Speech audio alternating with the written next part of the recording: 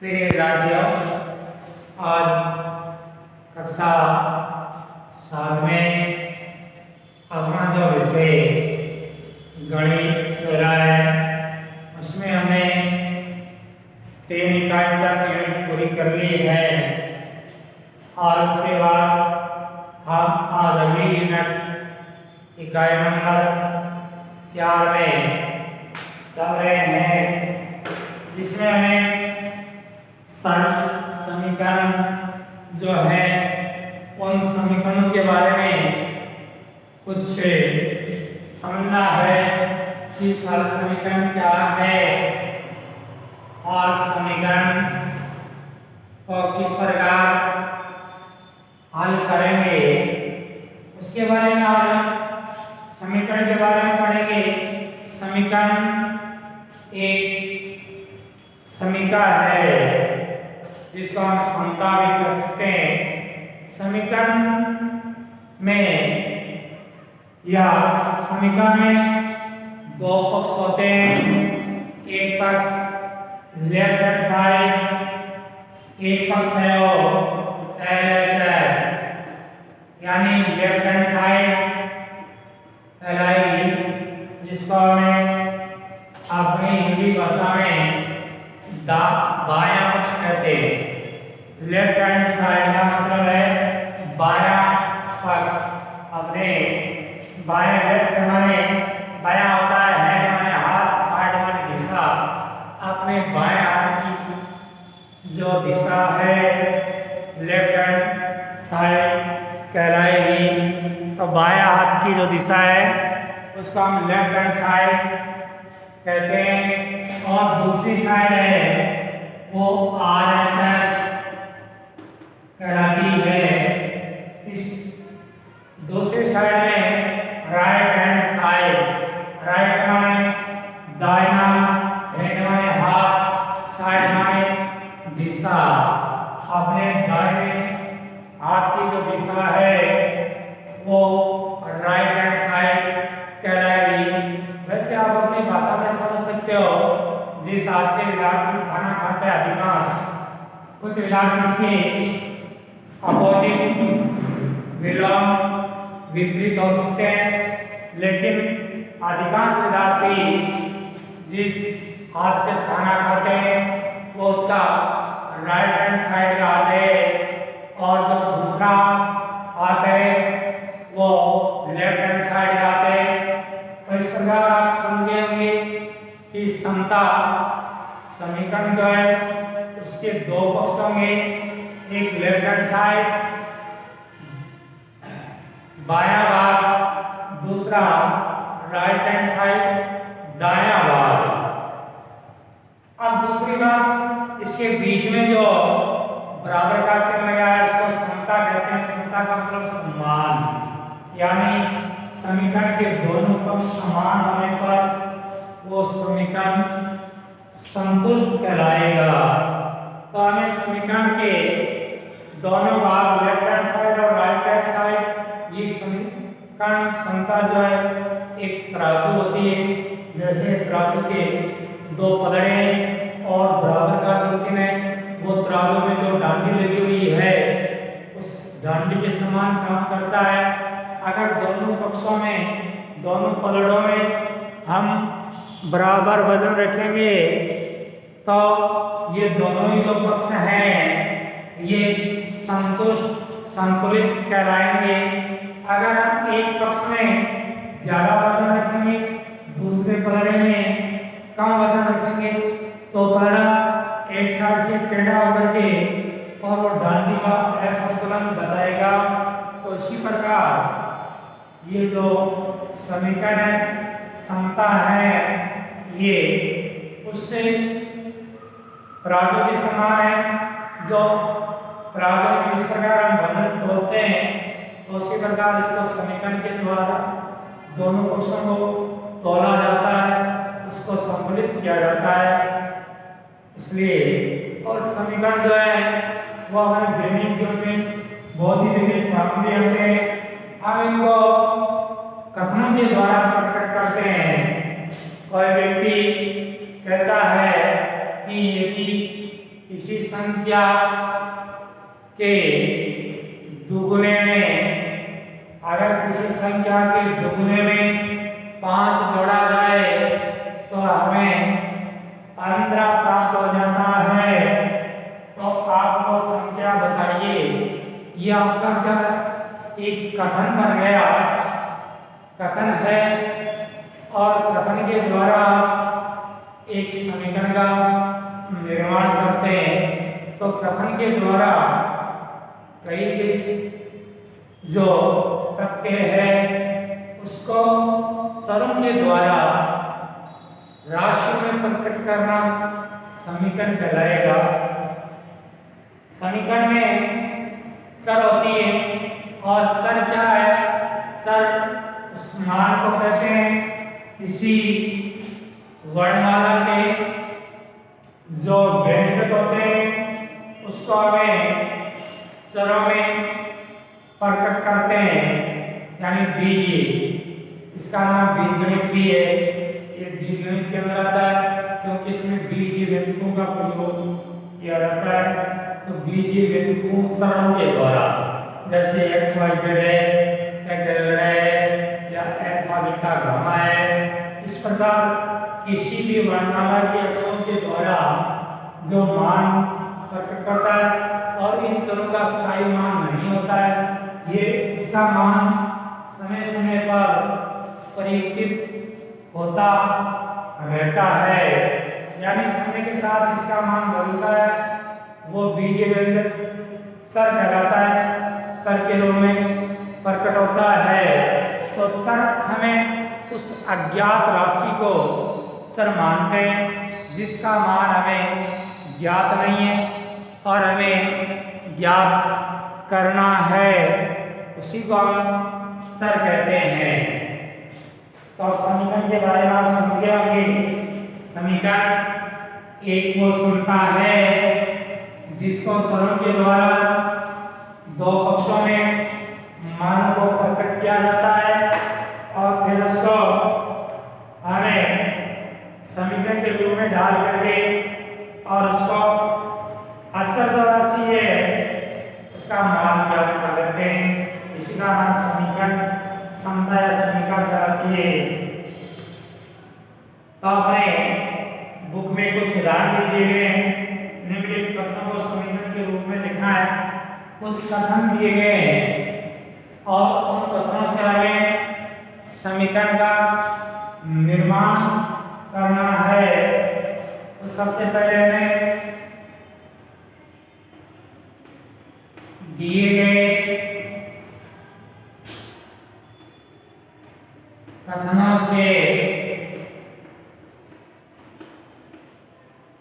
समीकरण बनाना, यानी अपना देखे जो कथन है उसे समीकरण का निर्माण कैसे होगा। जैसे मैं कहा था कि किसी संख्या के दुगुने में 5 जोड़ने पर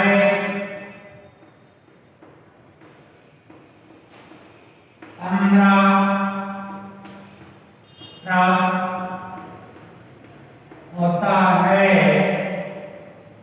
तो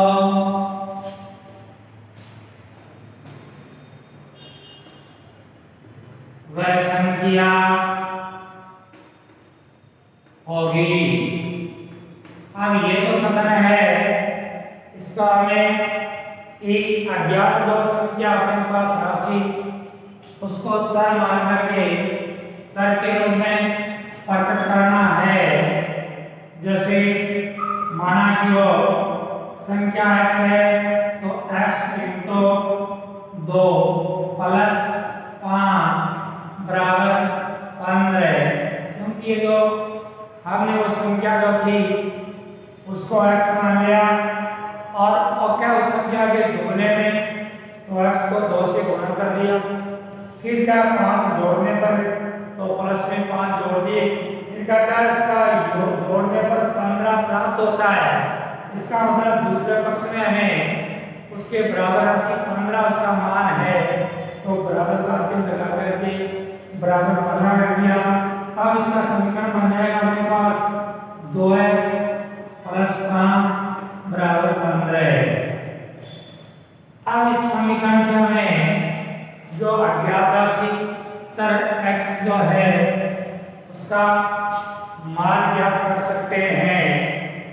तो इस प्रकार हम पहले संख्या के समीकरण बनाते हैं, उसके बाद उनका मान ज्ञात करेंगे।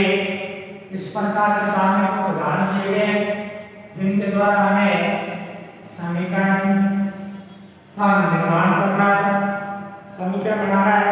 जैसे लिखा है x के तिगुने और 11 का योग 32 है, तो x का 3 गुना x गुना 3 प्लस 11 का योग 32 है। ये समीकरण बन गया अपने पास 3x प्लस 11 बराबर 32। ये समीकरण का रूप बन गया। तो ये इस प्रकार है। दूसरी बात यदि किसी संख्या के 6 गुने में से आप 5 घटाएं तो 7 प्राप्त होता है। तो संख्या का 6 गुना संख्या अपने पास x है, x का 6 गुना x है, इसमें से 5 घटाएंगे तब माइनस का 5 बराबर में 7 प्राप्त होता है। तो बराबर ये 7 जो क्वेश्चन के उत्तर होंगे वो बराबर लिखा जाएगा, बराबर 7 में प्राप्त होता है। तब समीकरण बन गया 6x माइनस 5 बराबर 7। इस प्रकार आपको दी गई संख्याओं से समीकरण बनाने हैं। लेकिन समीकरण को कथनों के रूप में लिखिए। आप समीकरण बनाया हुआ है अगले उदाहरण में और हमें उस समीकरण को कथन के रूप में लिखना है। ये समीकरण है, समीकरण बना हुआ दिया गया है। समीकरण है x माइनस 5 बराबर 9। इसको कथन में लिखना है। इसका कथन है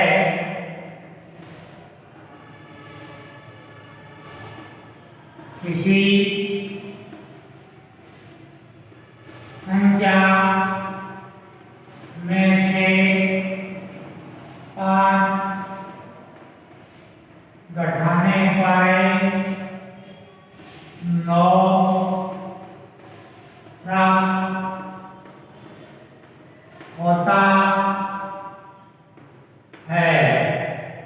यह से कह सकते हैं कि किसी संख्या x में से 5 निकालने पर 9 प्राप्त होता है। दूसरे को किस तरह से भी कर सकते हो, x में से 5 घटाने पर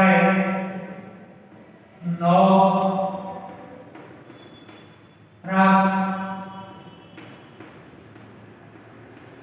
होता है, ऐसे भी कर सकते हैं। तो इस प्रकार ये जो समीकरण दिए हुए हैं इनको कथन है उसको समीकरण में बदलना है, समीकरण उसको कथनों में बदलना है। यानी इस प्रकार की प्रक्रिया करके आपको क्वेश्चन हल करना है। और इस प्रश्नावली का अधिकांश इस प्रकार के क्वेश्चन आपको पूछे गए। प्रश्नावली 4.1 करना अभ्यास पहले अभ्यास 4.1 जो है उसमें हमें एक टेबल के रूप में कुछ क्वेश्चन जो है उसको हल करना है। मैं आपको क्वेश्चनों के बारे में बड़ा जानता हूँ ताकि आपके समझ में आ गया होगा कि समीकरण कथन से समीकरण कैसे बनाया जाता है और समीकरण से कथन कैसे प्राप्त किया जाता है। 4.1 का पहला प्रश्न है जिसमें समीकरण दिया गया है, चर का मान दिया गया है, हमें सही और गलत बताना है। यानी समीकरण लिखा है और फिर चर का मान लिखा है।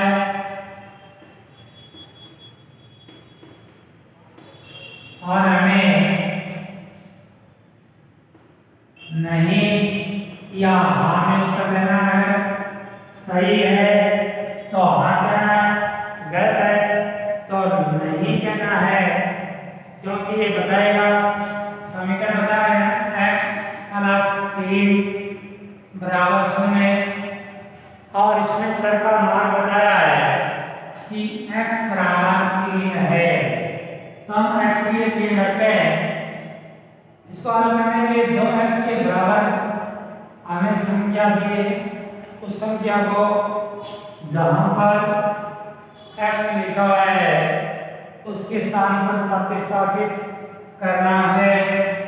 तो x के स्थान पर यानी x बराबर 3 रखने पर 3 प्लस 3 बराबर 0, 6 बराबर 0। क्योंकि मैंने आपको पहले कहा था कि ये समीकरण तराजू है, इसके दोनों पक्षों में बराबर उत्तर होने चाहिए, संख्यात्मक मान जो है वो बराबर होना चाहिए। जब संख्यात्मक मान बराबर होगा तब हम कहेंगे कि अपने द्वारा किया गया प्रश्न सही है, या अगर मान बराबर नहीं है तो गलत है, इसलिए इसका उत्तर हो गया नहीं। इस तरह का मान ये नहीं हो सकता, क्योंकि सरकार जो मान है वो सही होने के लिए दोनों पक्षों में बराबर होना चाहिए, और बराबर नहीं इसलिए सरकार मान सही नहीं है। इसी प्रकार अगला बिंदु इसमें दूसरा बिंदु में लिखा है, समीकरण वही लिखा है x प्लस 3 बराबर 0, और चर का मान बताया इसमें x बराबर 0। जब x बराबर 0 लिखेंगे इसमें रहेगा 0 प्लस 3 बराबर 0, 3 बराबर 0। ये भी नहीं है, क्योंकि इससे भी समीकरण संतुष्ट नहीं होता, दोनों पक्षों का मान समान नहीं आ रहा है, इसलिए तो इसका फिर तीसरा बिंदु जिसमें x बराबर इसमें -3 बताया है, x बराबर -3 रखने पर देखते हैं कि x बराबर -3 रखने पर -3 +3 बराबर 0, -3 +3 0 बराबर 0। ये सही यहाँ में है, इसमें हमें हाँ कहेंगे, क्योंकि इसमें आपने जो टेबल है सारणी जो है उसके दोनों पक्षों का मान बराबर आ रहा है, और जब दोनों पक्षों का मान समान आता है तो आप कहेंगे ये समीकरण संतुष्ट है। और इस प्रकार आपको ये जो टेबल दी गई है, टेबल से अन्य जो मान है उसको प्राप्त करके इसको हल करना है। एक क्वेश्चन नंबर 2 दिया गया है, जिसमें लिखा जांच कीजिए कि कोष्ठकों में दिए गए मान दिए गए समीकरण के हल है या नहीं। तो समीकरण दिया गया अपने पास n+5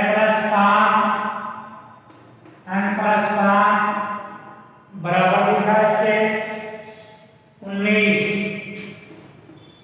जबकि चर का मान n बराबर 1 रखना बताया गया है। तो हम इसको देखते हैं कि चर का मान 1 रखने पर ये इसका हल है या नहीं। तो चर का मान 1 रखा, 1+5 बराबर 19, 6 बराबर 19। तो हम लिखेंगे इसका हल नहीं है, इस मान से इसका हल नहीं है। इसी प्रकार मैं आपको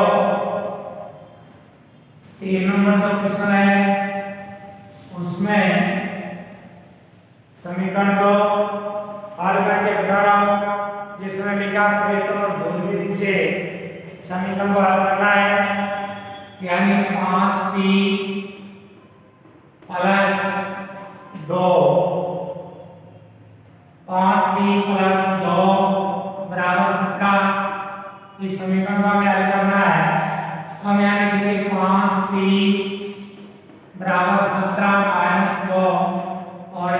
कि अक्षांतरण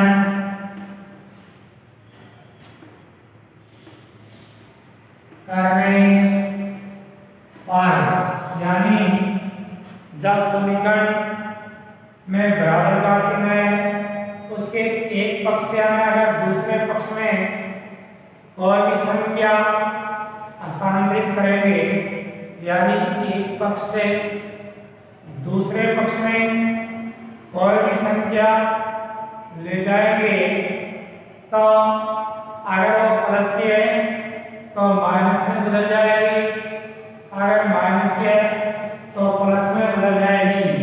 कहने का मतलब है कि एक पक्ष से दूसरे पक्ष में संख्या प्रतिस्थापित करने पर उस संख्या का चिन्ह जो है वो बदल जाएगा।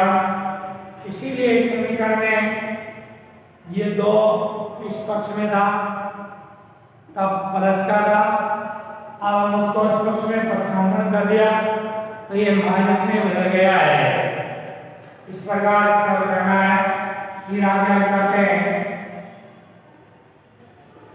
5p बराबर 17 में से 2 घटे 15 शेष हो गए। अब क्या करना है, हमें जो p का मान है वो ज्ञात करने के लिए जो p का गुणांक है, p के गुणांक में p का जो गुणांक है यानी p के गुणा में जो संख्या लिखी हुई है उस संख्या का दोनों पक्षों में भाग देंगे। अब यहाँ लिखेंगे दोनों पक्षों में 5 का भाग देने पर, यानी हम दोनों पक्षों में जो p का गुणांक है यानी p के गुणा में जो संख्या लिखी हुई है उस संख्या का दोनों पक्षों में भाग देंगे। तब 5p बटा 5 बराबर 15 बटा 5 से 5 कट गया, इस पक्ष में p बच गया और 15 जो है उसमें हमने 5 का भाग दिया, 3 बच गया तो p का मान हमें 3 प्राप्त हो गया। समीकरण का जो हल है p का मान हमें 3 प्राप्त हो गया है। इसी प्रकार समीकरण को हल करना है और आपको ये चैप्टर पूर्ण करना है बच्चों। साथ साथ में इसको नोटबुक में नोट भी करना है और होमवर्क के रूप में स्कूल में कॉपियां पहुंचानी है। अगर आपके घर में से आते हैं तो वहाँ कॉपियां हल हो जाती है, अन्यथा आप स्कूल में कॉपियां पहुंचाइए ताकि समय पर होमवर्क चेक किया जा सके। अगला चैप्टर हम कल शुरू करेंगे।